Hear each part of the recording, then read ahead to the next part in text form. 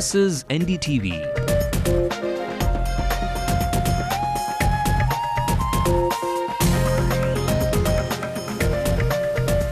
And you're watching Ndtv-Hindu.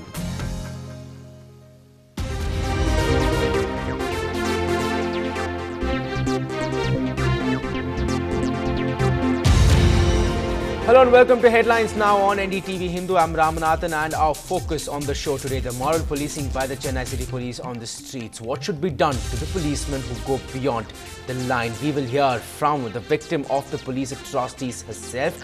Ms. Sujata will join us later on the show.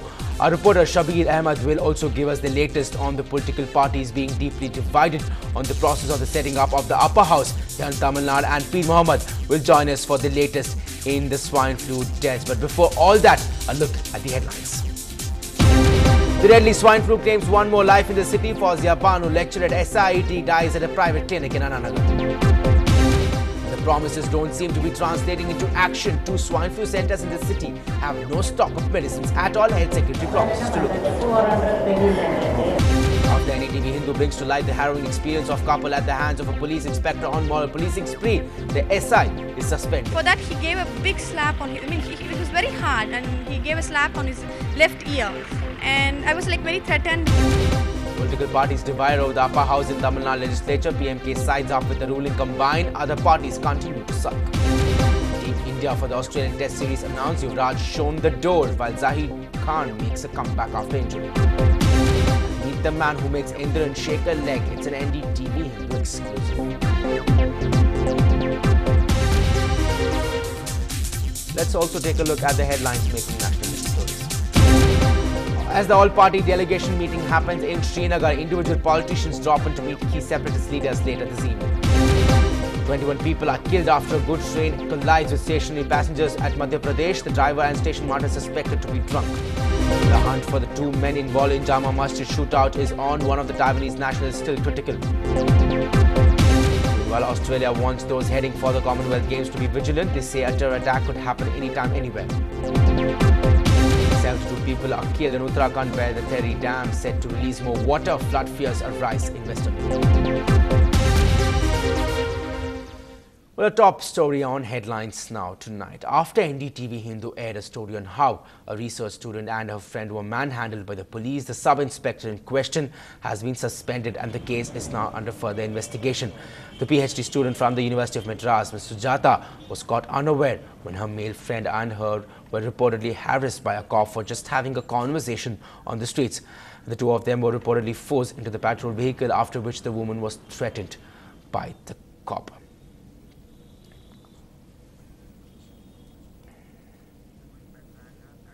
Well, quite a disgraceful incident there, and to discuss that incident a bit more and find out what exactly happened during that, we have with us joining Ms. Sujata live here on our studio. Thanks a lot, ma'am, for joining us. First, I must congratulate you for actually coming out in the open with this incident. What often happens is that such incidents go unnoticed, especially because the victims, the girls, often want to bury this. So, of course, we'll get to that later, and I just want to begin by congratulating you.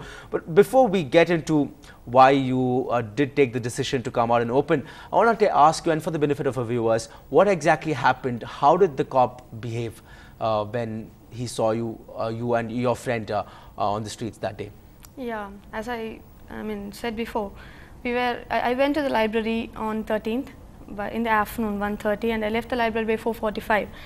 And I left the library with my friend. We were on the platform, sitting on the platform, discussing my research. It was like a very dramatic situation. Like, we were talking about how women were subjugated in the 19th century, how women were subjugated. That's what your research is all about? Yeah, okay. I work on gender and Tamil studies. All right. And we were talking about how women were subjugated in the 19th century and the 20th century, how the gender construction takes place and things like that. And in the 21st century, a jeep enters. Right. And the cop came. He came and asked us, our personal details. He was very rude with us, and I gave all the details. I told him that I reside in the Fort Shore estate with my husband and things like that. And he spoke to my friend in a very rude, rather rude manner. He asked him, "Yardani," something like that. And my friend said, "Sir, please talk to the public in a polite manner." For that, he gave him a big hard slap on the on his cheek, and he dragged him to the patrol jeep.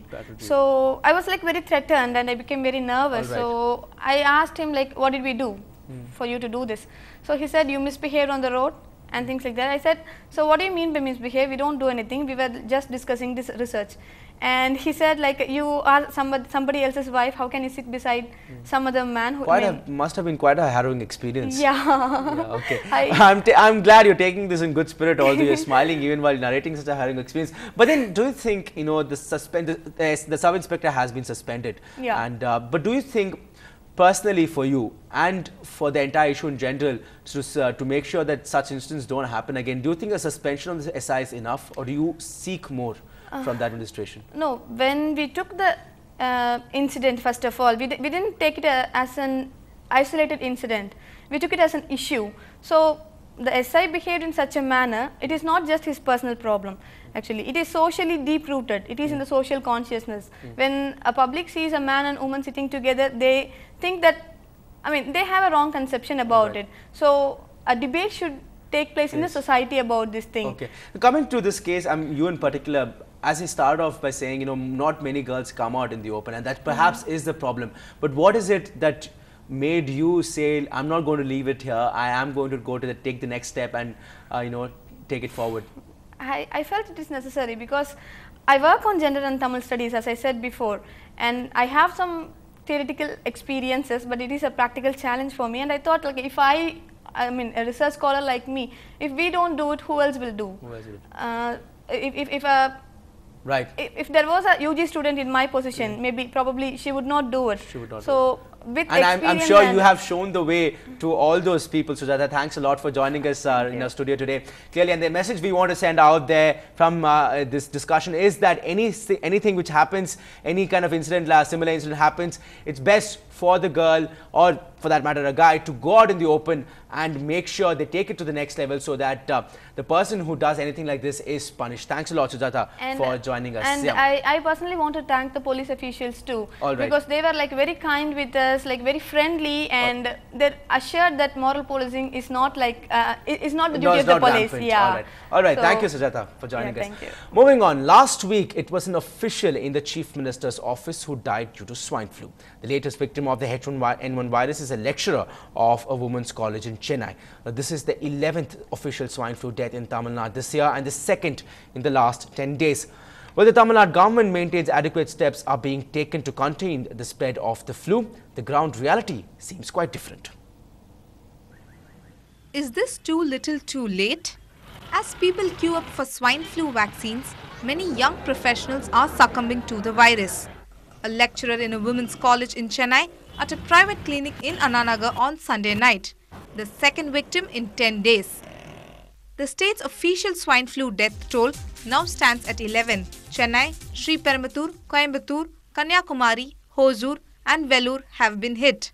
Close to 800 people have been tested positive. The Tamil Nadu Health Department claims it is doing its best. But of the 5 vaccination centers set up by the Chennai Corporation, the ones at Saidapet and Thiruvanmiyur couldn't get cracking, as the vaccines did not reach on time. Public என்ன சொல்றாங்கன்னா இன்னைக்கு போட மாட்டாங்க நாளைக்கு வர சொல்றாங்க அப்படிங்கறாங்க. வேற என்ன பண்றது? எப்போ வரன்றது தெரியல எங்களுக்கு. அதனால நாளைக்கு வந்து 100% நாளைக்கு ஸ்டார்ட் பண்ணிடுவோம்னு சொல்லிருக்கோம். இன்னைக்கு இல்ல. இன்னைக்கு போடுவோம், வந்தா போடுவோம்.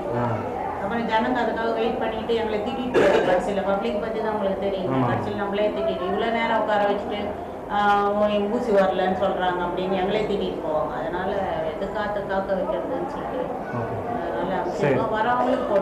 பள்ளிக்கரணையிலேருந்து வந்துருக்குறோம். நானும் எங்கள் ஒய்ஃபுக்கு வந்து பன்றி காய்ச்சலுக்காக தடுப்பூசி போடுறதுக்காக வந்துருக்குறோம். காலையிலேயே வந்தாச்சு. காலையில் வந்து இதோ வருது அதை வருன்றாங்க. இப்போ காலையில் கேட்டதுக்கு இப்போ கேட்டால் இன்னும் வரல, வந்தால் தான் உண்டு, கிட்ட எதுவுமே வரல, நாளைக்கு வரும், நாளைக்கு வந்து பாருங்க அப்படின்றாங்க. With the monsoon less than a month away, the authorities will be on their toes to ensure that the virus does not take on an epidemic proportion. In Chennai, with Peer Mohammed, Lokpriya, Ndtv-Hindu. For more on that, our senior correspondent Peer Mohammed now joins us live from the newsroom. He has been tracking the swine flu deaths. Peer, the health secretary seems to be passing the buck now, but the number of deaths officially is 11. But that could be much more going by the ground reality.